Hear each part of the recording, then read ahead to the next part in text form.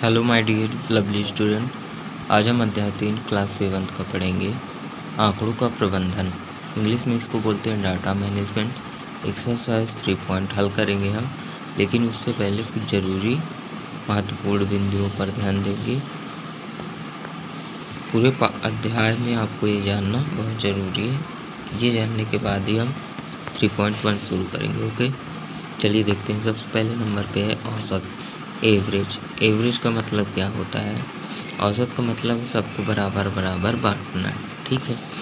उदाहरण, Ram 4 toffee, Shyam 6 toffee, Mohan 8 toffee. कुल टॉफ़ियाँ कितनी हैं? हो गई 6 4 10 और 8 18। तो दोस्तों की संख्या कितनी है? 3 दोस्त हैं, ठीक है। तो अब हमें ये औसत यदि निकालने के लिए बोले कि सब में बराबर बराबर कितनी टॉफ़ियाँ बांटी गई हैं, तो वो होगी, वो क्या कहलाएगा? औसत। तो अब अगर टॉफ़ियाँ बराबर बराबर बांटनी है तो क्या करेंगे हम? कुल टॉफ़ी बटे कुल दोस्त, ठीक है। कुल टॉफ़ी 18 ठो हैं और 3 दोस्तों में बांटनी है तो कितनी कितनी टॉफ़ियाँ आएंगी? 6 टॉफ़ियाँ पर व्यक्ति, ठीक है, पर फ्रेंड। तो 6 टॉफ़ी एक व्यक्ति को दी जाएगी, तब बराबर बराबर आएगी। तो यही क्या कहलाता है? औसत, ठीक है।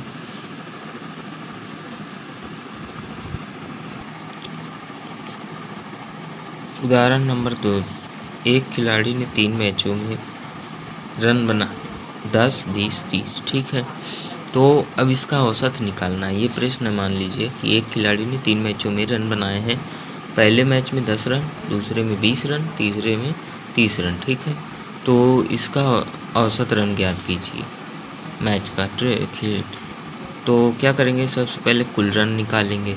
कुल रन कितने बनेंगे? पहले मैच के 10, दूसरे के 20, तीसरे के 30, तो कुल रन बने 60। फिर मैचों की संख्या कितनी है? 3 मैच हुए हैं ना, 3 मैच।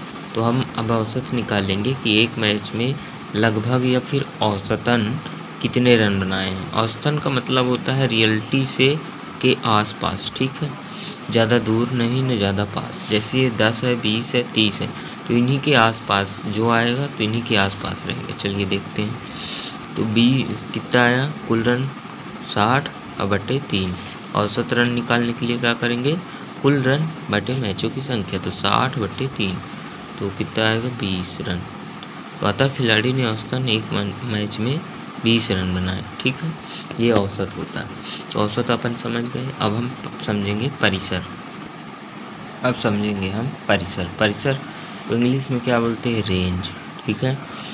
प्रसार भी बोलते हैं, परिसर भी बोलते हैं इसी को। किसी समूह में सबसे बड़े और सबसे छोटे मान के बीच के अंतर को प्रसार या परिसर कहते हैं। इसमें लिखा है कि किसी समूह में सबसे बड़े और सबसे छोटे मान के बीच के अंतर को प्रसार या परिसर कहते हैं। इसे डिफरेंस, इंग्लिश में डिफरेंस भी बोलते हैं, मतलब अंतर। उदाहरण दिया हुआ है। मान लो 5 बच्चों की ऊंचाई सेंटीमीटर में दी है। 120 है, 125, 135, 140, 150।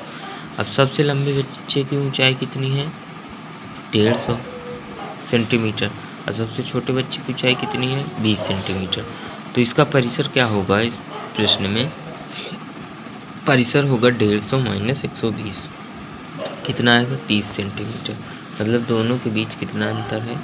सबसे बड़े वाले, सबसे लंबे बच्चे की ऊंचाई में और सबसे छोटे बच्चे की ऊंचाई में कितने का अंतर है? 30 सेंटीमीटर को। तो ये क्या कहलाता है? परिसर। इसे हम इंग्लिश में क्या बोलते हैं? रेंज या फिर डिफरेंस बोलते हैं, और हिंदी में प्रसार बोलते हैं। ओके, तो अब हम 3.1 शुरू करेंगे, ठीक है। ये आपने समझ लिया कैसे परिसर निकालते हैं और कैसे एवरेज निकालते हैं। एवरेज को हम माध्य भी कहते हैं, जो आपकी पुस्तक में दिया हुआ है। चलिए 3.1 स्टार्ट करते हैं। प्रश्नावली 3.1 प्रश्नावली 3.1 में पहला प्रश्न है, अपने कक्षा के किन्हीं 10 विद्यार्थियों की ऊंचाई का परिसर ज्ञात कीजिए। अपनी कक्षा के किन्हीं 10 विद्यार्थियों की ऊंचाई का परिसर ज्ञात करना है। तो अपनी कक्षा मतलब आप अपने कक्षा के 10 विद्यार्थियों की ऊंचाई लिखोगे। अब आपको है पता तो नहीं है, तो आपको क्या लिखना है? माना कि कक्षा के 10 विद्यार्थियों की ऊंचाई निम्नलिखित है।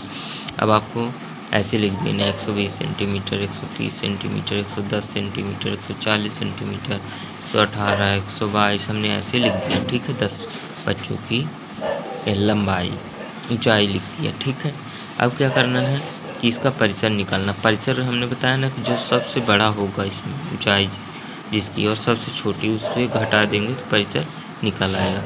लेकिन हम इसे क्या करेंगे, सबसे पहले ऊंचाई को आरोही क्रम में लिखेंगे। ऐसा क्यों? क्योंकि हमें पता चलेगा कि लास्ट में कितना आ रहा है और शुरू में कितना, तो हमें घटाने में आसानी होगी। ठीक है, बाकी आप इधर से भी ढूंढ सकते हो कि 140 सबसे बड़ा है और इसमें 110 सबसे छोटा है, ये 110 सबसे छोटा है, तो ऐसा लिखोगे तो आसानी होगी। तो चलो ऐसा लिख लिए हमने।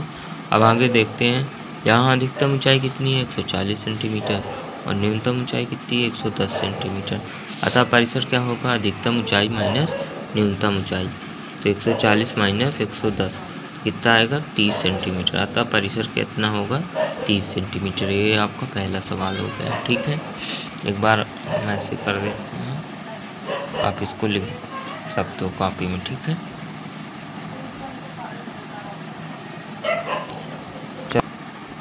फिर है सवाल नंबर 2। प्रश्न नंबर 2 दिया हुआ है, कक्षा के एक मूल्यांकन में प्राप्त किए गए निम्नलिखित अंकों को सारणीबद्ध रूप में संगठित कीजिए। तो ये कक्षा के एक मूल्यांकन में प्राप्त किए गए अंक लिखे हैं ये। ठीक है, तो इसे क्या करना है, पहला प्रश्न है सारणीबद्ध रूप में लिखना है, ये लिखा है ना सारणीबद्ध रूप में लिखना है, इसे सारणी के माध्यम से दर्शाना है। ठीक है, और एक क्या करना है, ये 4 प्रश्न अलग से दिए हुए हैं, इसी को सारणीबद्ध करने के बाद इसके आंसर आएंगे। ठीक है, तो चलिए हम पहले क्या करेंगे, कक्षा के ये जो मूल्यांकन में प्राप्त किए गए अंक है इसको हम सारणीबद्ध तरीके से लिखेंगे। कैसे लिखेंगे देखिए, हल लिखेंगे, फिर संख्या लिखेंगे, फिर इधर मिलान चिन्ह लिखेंगे, इधर बारंबारता और इधर लास्ट में योग।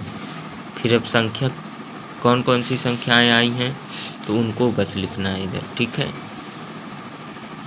1 2 3 4 5 6 7 8 9, फिर 10 नहीं है, 11 भी नहीं है, कुछ नहीं, 9 तक है 1 से। ठीक है, तो जो जो संख्या आई है बस हम उन्हें इधर लिखेंगे। ठीक है, यदि मान लो 2 ना आया होता तो हम 2 को ना लिखते। ठीक है, 1 के बाद डायरेक्ट 3 लिखते।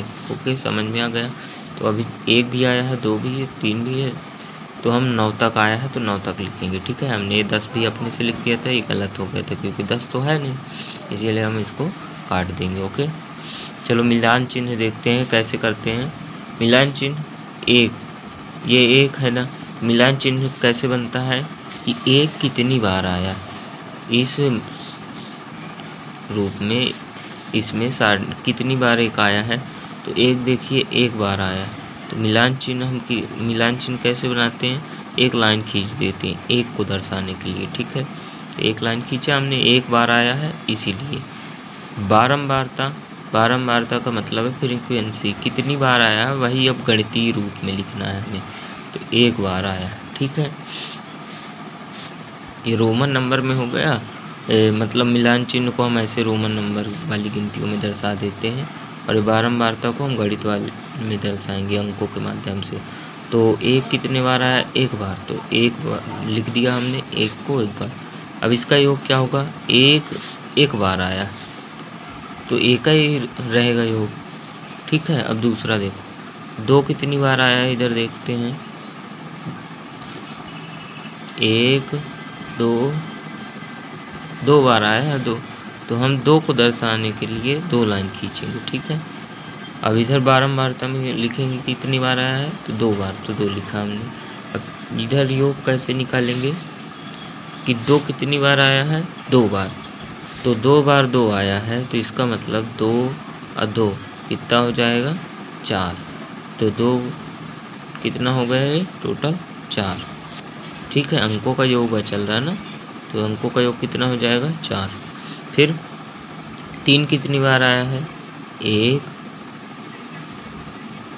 ही बार आया है, तो हम इधर मिलान चिन्ह में क्या करेंगे, 1 ही लिखेंगे। ठीक है, चिन्ह बनाएंगे, 1 ही लाइन खींचेंगे, फिर बारंबारता में 1 लिखेंगे और योग कितना आएगा 3, 3 कम 3, ठीक है। अब 4 4 1 2 2 बार आया है 4, इसमें 3 लिखा है 1 2, ये है 3, एक और मतलब 4 कितनी बार आया है 3 बार।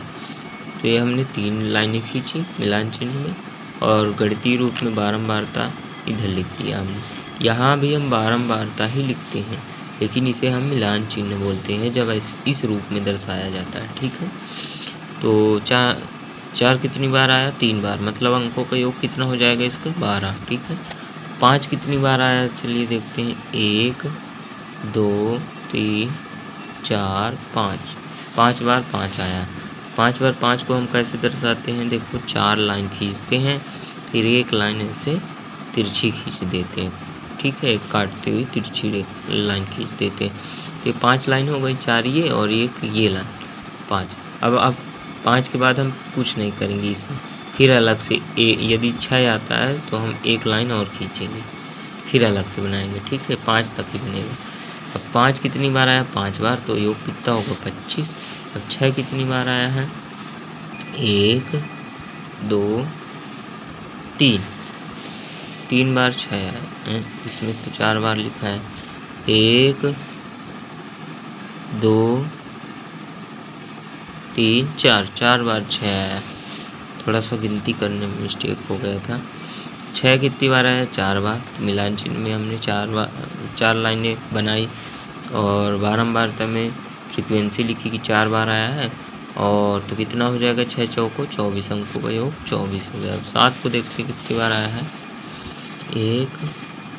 एक ये है और एक लास्ट में है, 2 बार आया 7, तो 2 बार 7 आया है, तो मिलान चिन्ह में 2 लाइनें और फ्रीक्वेंसी में 2, 7 दूनी 14। 8 कितनी बार आया है 1 बार, ये है 8 एक बार, और 9 भी देख लेते हैं, 9 भी एक ही बार है, दूसरा नहीं।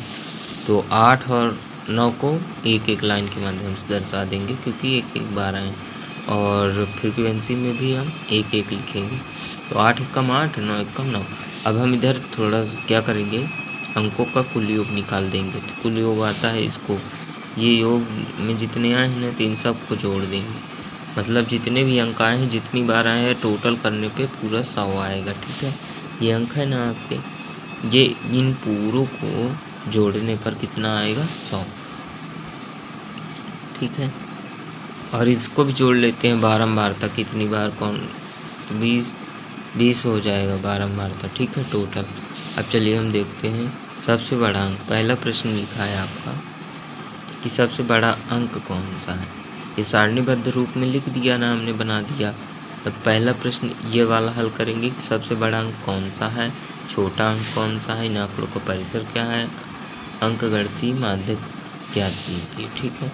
तो सबसे बड़ा अंक क्या है, इसमें 9 है, 9 लिखा हमने। सबसे छोटा अंक क्या है 1 है, 1 लिखा। परिसर क्या होगा 9 - 1, सबसे बड़ा अंक माइनस छोटा अंक 9 - 1, परिसर कितना आएगा 8।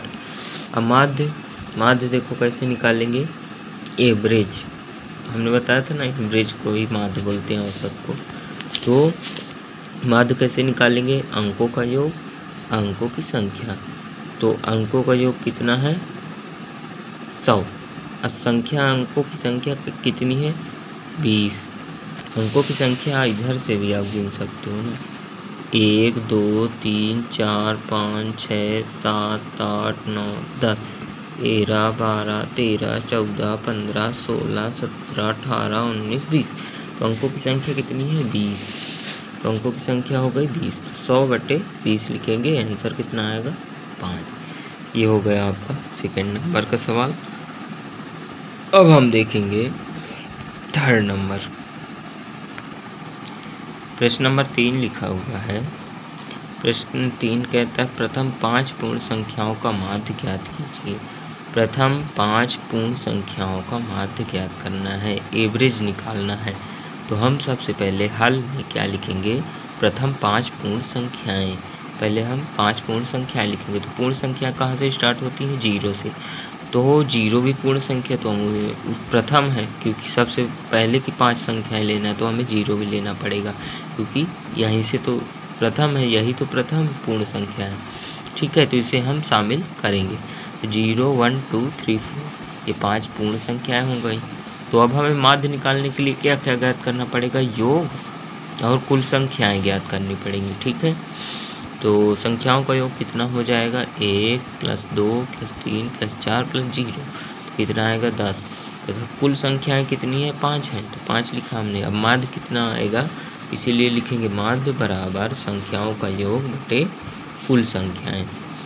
तो संख्याओं का योग कितना है? 10 है और कुल संख्याएं कितनी हैं? 5 हैं। तो आंसर कितना आएगा? 2। ये आपका 3rd नंबर का सवाल हो गया है। ये प्रश्न नंबर 4, प्रश्न नंबर 4 देखते हैं क्या कहता है। एक क्रिकेट खिलाड़ी ने 8 पारियों में निम्नलिखित रन बनाए। एक क्रिकेट का खिलाड़ी है तो 8 पारी खेला है मैच, तो उसने इतने रन बनाए हैं। पहली पारी में 58, फिर 76, 40, 35, 46, 50 और इसमें 7वीं वाली पारी में तो 0 रन बनाए। लास्ट वाली पारी में 100 रन बनाए। तो उसका माध्य स्कोर या रन ज्ञात कीजिए, मतलब माध्य उसका निकालना है। तो हम क्या करेंगे? सबसे पहले रनों का कुल योग निकालेंगे। तो रनों का कुल योग कितना आएगा? ये हमने रनों को जोड़ा। ठीक है, अब पारियों की संख्या भी हमें निकालना पड़ेगा ना। पारियों की संख्या कितनी है? 8 है, पारी ने खेला है, ये ऊपर लिखा है। पारियों की संख्या है 8, तो इसका योग आया 405 और बटे तो माध्य क्या लिखेंगे? माध्य क्या होता है? होगा माध्य बराबर होगा रनों का कुल योग और पारियों की संख्या। तो 405 बटे 8। अब हम इसका 8 से भाग करें, 8 का भाग देंगे 405 में तो कितना आएगा? 50.625। ये आपका आंसर हो गया आएगा 4थे नंबर प्रश्न का। ठीक है, अब हम 5वां नंबर देखें। प्रश्न 5वां कहता है निम्नलिखित सारणी प्रत्येक खिलाड़ी द्वारा 4 खेलों में अर्जित किए गए अंकों को दर्शाती है। एक सारणी बनी हुई है, तो ये क्या दर्शाती है? प्रत्येक खिलाड़ी द्वारा ABC खिलाड़ी है। अब ये आपकी सारणियाँ बनी है, खिलाड़ी ABC हैं और 4 खेलों में अर्जित किए गए अंकों को दर्शाती है। तो 4 खेल खेले हैं उन्होंने, खेल नंबर 1, खेल 2, खेल 3, खेल 4। तो ये खेल 4 खेले हैं उन्होंने।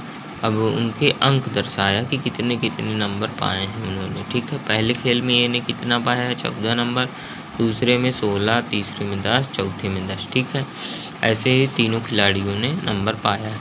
अब हम देखते हैं प्रश्न क्या लिखा है। अब निम्नलिखित प्रश्नों के उत्तर देना है।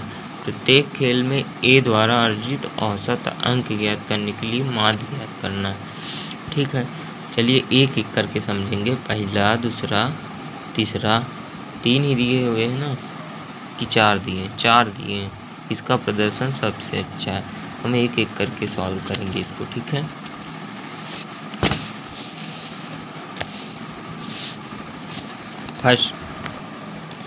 फर्स्ट नंबर में क्या लिखा हुआ? प्रत्येक खेल में अर्जित A द्वारा औसत अंक ज्ञात करने के लिए माध्य ज्ञात करें। तो हम क्या करेंगे? A द्वारा अर्जित कुल अंक निकालेंगे। ठीक है, माध्य ज्ञात करने के लिए हमें कुल अंक पता होना चाहिए ना।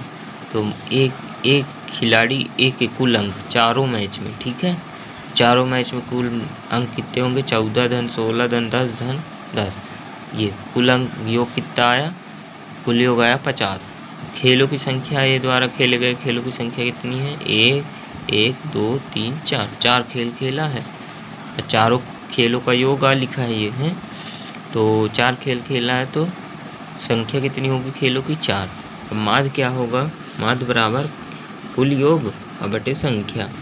तो 50/4 मतलब 12.5 माध्य निकल आया आपका। अतः A द्वारा अर्जित औसत अंक कितना होगा? 12.5। माध्य और एवरेज एक ही है। ठीक है, यहाँ दोनों चीज़ पूछा है प्रश्न में। देखिए कि प्रत्येक A द्वारा अर्जित औसत अंक ज्ञात करने के लिए माध्य ज्ञात कीजिए। ठीक है, तो औसत अंक वही ने निकल के आया जो माध्य है आपका। 12.5 माध्य भी है और औसत भी है, तो सेम है ये। ठीक है, चलो हम सेकंड देखते हैं। प्रत्येक खेल में C द्वारा अर्जित माध्य अंक ज्ञात करने के लिए आप कुल अंकों को उसे भाग देंगे या 4 से, 3 से भाग देंगे या 4 से। क्यों? प्रश्न पूछ रहा है कि प्रत्येक खेल में, 4 जो खेल हैं उनमें सी द्वारा अर्जित माध्य अंक ज्ञात करने के लिए, जो सी द्वारा अर्जित हैं माध्य अंक ज्ञात करने के लिए आप इनके योग में सी के खेले गए खेलों के अंकों के योग में आप 3 से भाग देंगे कि 4 से। ठीक है, चलिए हम देखते हैं। ऐसा क्यों पूछा है? क्योंकि ये खेल नहीं खेला ये वाला 3rd नंबर, इसीलिए ऐसा पूछ रहा है। कॉमन सेंस के लिए पूछ रहा है कि 3 से भाग देंगे कि 4 से। तो चलिए हम देखते हैं, हल लिखेंगे इसका। सी ने केवल 3 खेल खेले हैं, उसने तीसरा खेल नहीं खेला। योग को 3 से भाग देंगे क्योंकि सी ने चौथे खेल में केवल 4 खेल में से केवल 3 में ही भाग लिया। अब देखो सी जो है तो ये तीसरा वाला खेल नहीं खेला ही नहीं है, तो इसने कितने खेल खेले? 1 2 3। तो इसके खेलों की संख्या कितनी होगी? 3 होगी। और कुल योग कितना होगा? 8 11 और 13। ठीक है, इनका जोड़ होगा कुल योग। तो इसमें किससे भाग देंगे हम? 3 से। ठीक है, ये अब ये आंसर लिख सकते हो कॉपी में। ठीक है, बिल्कुल परफेक्ट है। चलो अब हम आगे देखते हैं 3rd नंबर क्या लिखा हुआ है? बी ने सभी 4 खेलों में भाग लिया है, आप इसके अंकों का माध्य किस प्रकार ज्ञात करेंगे? बी तो 4 खेल खेला है, तो सबसे पहले हम क्या करेंगे? बी के अंकों का योग निकालेंगे। 0 8 6 4, आप देख लेना अपनी किताब में 0 8 6 4 लिखा है। ठीक है, फिर इसके अंकों का योग कितना आया? 18, तथा बी के खेलों की संख्या, खेले गए खेलों की संख्या कितनी होगी? 4। तो माध्य कितना आएगा? अंकों का योग बटे अंकों की संख्या, मतलब 18 बटे 4 बराबर 4.5। ये आंसर हो गया।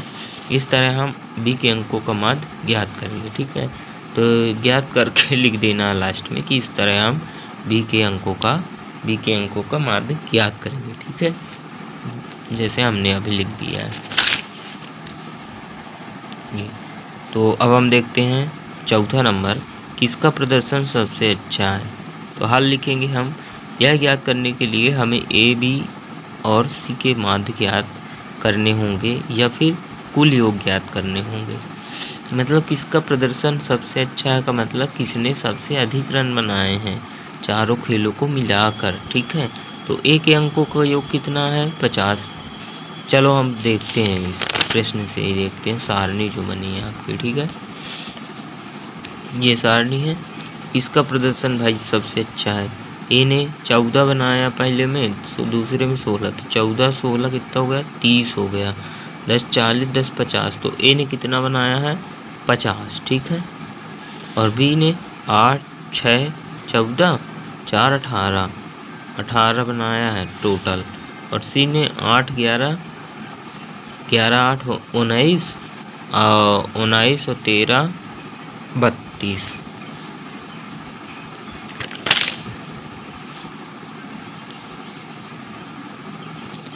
19 13 32। तो इसमें सबसे ज़्यादा किसने अच्छा प्रदर्शन किया है? ए ने। ठीक है, तो आंसर क्या लिखेंगे आप? ए।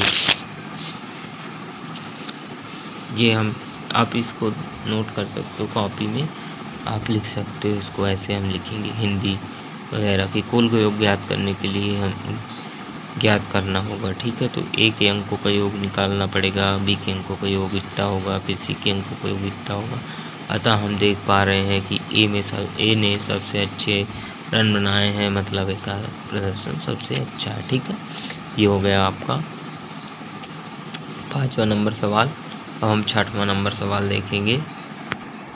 प्रश्न नंबर 6 लिखा हुआ, विज्ञान की एक परीक्षा में विद्यार्थियों के एक समूह द्वारा 100 अंकों में से प्राप्त किए गए अंक इतने हैं, ज्ञात कीजिए। पहला नंबर, विद्यार्थियों द्वारा प्राप्त सबसे अधिक अंक और सबसे कम। विज्ञान की एक परीक्षा हुई है, विद्यार्थियों के एक समूह ने 100 अंकों में से इतने अंक प्राप्त किए हैं। ठीक है, तो कितने विद्यार्थियों का इसमें डाटा दिया है? 1 2 3 4 5 6 7 8 9 10। 10 विद्यार्थियों का दिया है डाटा कि 10 विद्यार्थियों ने कितने अंक प्राप्त किए हैं विज्ञान की परीक्षा में। ठीक है, तो ज्ञात क्या करना है हमें? फर्स्ट नंबर विद्यार्थियों द्वारा प्राप्त सबसे अधिक अंक और सबसे कम अंक। तो सबसे अधिक कम अंक कितना है, होगा 95 और सबसे कम होगा 39। सिंपल सा है। फिर प्राप्त अंकों का परिसर ज्ञात करना। तो परिसर हम कैसे ज्ञात करते हैं, सबसे बड़े वाले में सबसे छोटी वाले अंकों को घटा देंगे। 95 में से 39 घटा देंगे तो 95 में से यही ज्ञात किए दे रहे हैं 39 घटाना। 15 में 9 गए, 9 6 15, 6 आया। 8 में 3 गए, 5 5 3 8, 56 आएगा इसका परिसर। समूह द्वारा प्राप्त माध्य अंक। चलो अब हम आगे देखते हैं। ये आप लिख सकते हो। देखो पहला का हल, विद्यार्थियों द्वारा प्राप्त अंकों का आरोही क्रम में लिखेंगे पहले, ठीक है। हमने बोला था ना आरोही क्रम में आप लिख सकते हो, तो आपको अच्छे से पता चलेगा। देखो लास्ट में बड़ी संख्या रहेगी, शुरू में छोटी, तो अब हमें ढूंढने की ज़रूरत नहीं पड़ेगी, तो ऐसे लिख सकते हैं हम। इसीलिए पहले में लिखेंगे विद्यार्थियों द्वारा प्राप्त अधिकतम अंक कितना होगा, 95। विद्यार्थियों द्वारा प्राप्त न्यूनतम अंक होगा 39। तो परिसर क्या होगा, अधिकतम अंक माइनस न्यूनतम अंक। 95 माइनस 39 बराबर 56। अब देखते हैं माध्य अंक कैसे निकालेंगे। अंकों का योग बटे विद्यार्थियों की संख्या। तो अंकों का योग कितना होगा, अंकों का योग का मतलब है जितना लिखे हैं ना ये, इन पूरों को जोड़ना पड़ेगा आपको, ये सभी को आपको ऐड करना पड़ेगा, तब अंकों का कुल योग आएगा। तो 730 आ रहा है। और विद्यार्थियों की संख्या हमने अभी गिने ना कितने विद्यार्थियों का डाटा दिया है, तो 10 विद्यार्थियों को दिया, तो बटे 10 करेंगे। 730 बटे 10, तो 0 से 0 कटा, बचा 73। 73 क्या होगा, तो समूह द्वारा प्राप्त माध्यांक 73 है, ठीक है। तो इस प्रकार क्या हुआ, आपकी प्रश्नावली 3.1 समाप्त हो गई। प्रश्नावली 3.1 आपकी समाप्त हो गई। अब हम प्रश्नावली 3.2 पढ़ेंगे। यदि आपने इसके पहले की वीडियो नहीं देखे हैं 2.2 के, तो आप जाके देख सकते हैं और अपने दोस्तों के साथ शेयर भी कर सकते हैं। Okay, thank you. मिलते हैं नेक्स्ट वीडियो में, 3.2 में मिलेंगे, ठीक है। बाय।